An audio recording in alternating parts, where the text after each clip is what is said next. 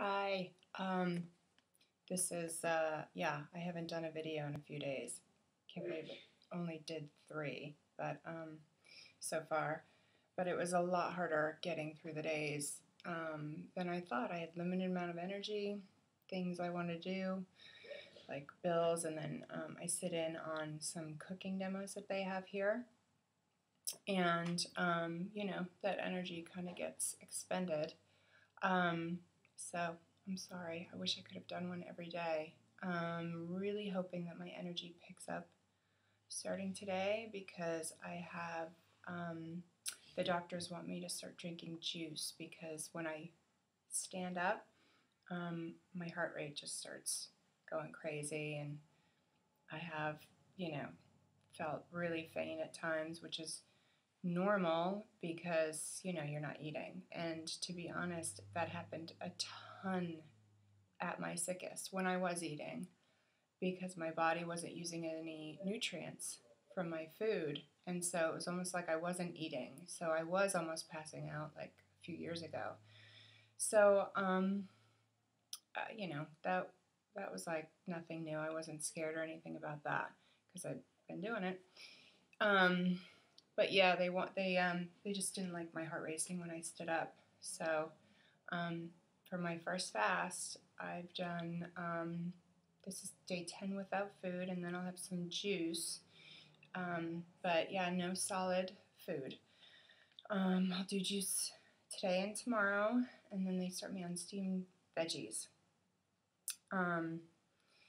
I came in here and I was like, I'm gonna show up. I'm gonna show up, and I'm just not gonna eat, and that's just gonna be the way it is. And it was so hard. It was harder than I ever thought. I mean, I don't know if any of you remember in high school when you wanted to fit into a great pair of jeans, you wouldn't eat for 2, 3 days. I think I did 1 week, like 5 days, maybe even longer when I was in high school. Back then, that was considered bulimia, anorexia.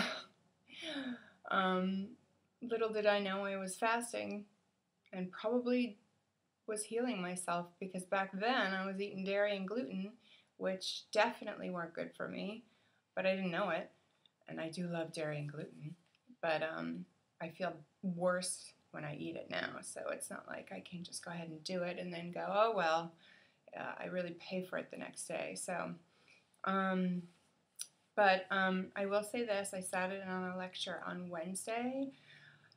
Oh God, I will wait, let me look. No, it's not McDougall. Anyhow, I'll get his name. Dr. Clapper. He's a real MD, so there's a lot of critics out there that think there's no real MDs up here at this health clinic, and there are. He brought in some science to his lecture, which I love. You give me some statistics, some reasons, some journal studies, things like that I can like really sink my brain into, and then I get to understand things better. And so I got it. And then he also, as far as the paleo vegan thing, trust me, he's all vegan, but he did explain, like, in your process of getting back to your life, he's like, I hate to say it, but I'm going to say it because we can't be so harsh. It's okay to have grass-fed beef, once a week, and so that was like, oh, somebody who understands, or somebody. And trust me, I do like cows. I'm an animal lover, and it hurts me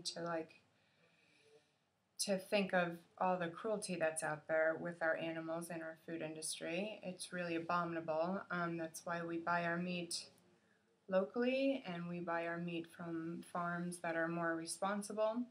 But that said, if I had to go and kill my own animal to eat, I probably wouldn't eat animals, and that's the truth.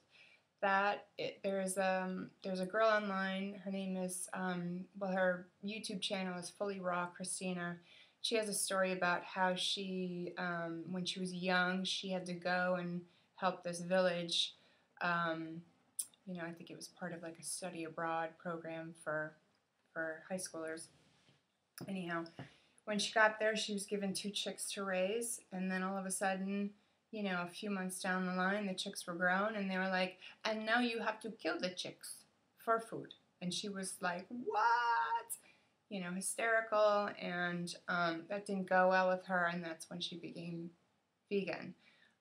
You know, she even has some pictures on there, and like, oh, you know, what happens to a chicken when you kill it? It literally does run around like a chicken with its head cut off. I hope I haven't lost you guys. Anyhow, I'll get off of that. But I'm not saying I'm vegan.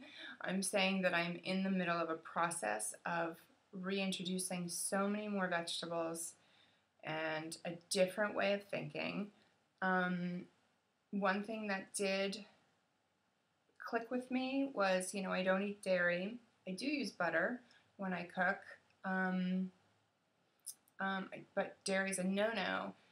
But dairy is an animal product, and it causes inflammation, and so just all of a sudden it was like this link of like, well, meat is an animal product, so it could cause inflammation. So anyhow, it's getting in there. I'm not sure, like I haven't drank the Kool-Aid, trust me, but we will see. When I get home, I would like to integrate the vegan approach and the paleo approach, and come up with some recipes and some ideas. Maybe you guys want to log in when I do a video and give me your thoughts, because it's very interesting. I'm learning about something new that I was really had my guard up against and had my ego up. So, but I did come here and I was like, I've got to keep the ears open, because I've come so far as my health goes. 2.5 years ago, I should have been here. I should have been sleeping in this bed right over here. And anyhow, it is what it is. I've done all this work. I found this place. I will come back. I have a feeling, very strong feeling, that I need to come back. But definitely some progress has been made. I think I've lost a total of 14 pounds or something like that, which I imagine, I'll grab this juice right now. This is a green juice. Now that's a green juice. And, you know, everything's organic and yummy. This is my first time drinking anything except for water in, I don't know. So I had a juice a day, but I had a juice a day for the first 3 days. 1 juice, the rest water.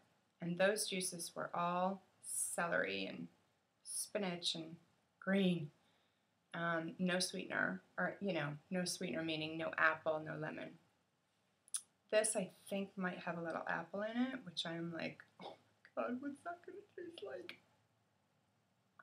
Ready? This one does not have apple in it. This one does not have apple in it. But it does still taste good. It tastes very... I mean, you can really taste almost the salt in it. And I'm a saltaholic. And, wow, you can really taste, it tastes salty to me. It tastes yummy. I can't wait to have one with apple in it, though. But it's good. I need to go slow on that, I'm told. Some other symptoms that I had while I was here, out of my scar from my neck, I had 2 spinal surgeries, 14 years ago and 11 years ago. And this one they fused C4 through C6, and then again they went in the back a few years later and opened up part of the joint for C7. And so strange, out of these scars, this scar and this scar, I had these weird, hard chunks, almost like a chunk of salt, come out of these scars. All of a sudden, I like woke up and there were these 2 chunky things here. There's a little one on the back, and I was like, what is that? And Dr. Goldhammer, who runs this whole operation up here, basically was like, yeah, that's all the toxins. Every toxin that you can imagine is coming out.